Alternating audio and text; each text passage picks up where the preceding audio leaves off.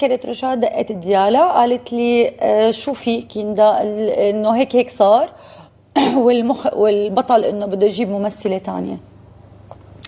قلت لها كيف مين الممثلة؟ قالت لي ما بتعرف تمثل. قلت لها مين؟ قال اعلامية. قلت لها ايه وشو بده يعمل؟ قال هو بيعلمها. قلت لها تمام. قلت لها وانتم شو وجهة نظركم من الموضوع؟ قلت لها دق له لسامر. اعلامية منا ممثلة؟ لا ما انا ممثلة. قلت لها دق له لسامر يعني بدكم انا اجتمع معه؟ قالت لي لا ما في داعي تجتمعي معه لانه هو ما رح يعني ما رح يقول لك انه انا ما بدي اياكي، رح يقول لك انت حبيبه قلبي. قلت لها يعني شو اعمل؟ قال استني علي يومين نحن رح نحلها. رشا رح تنزل من طرطوس وتحل الموضوع. قلت لها تمام رح استنى يومين. انا ما قدرت استنى غير ساعه.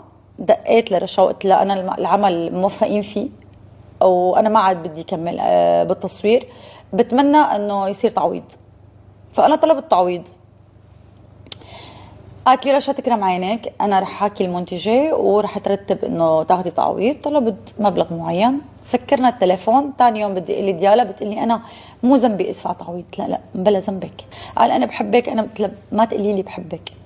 كلمه بحبك كلمه سوبر يعني كثير سخيفه لما تكوني انت مانك صاحبه مبدا وما عندك رده فعل انه شو عم تعملوا هلا.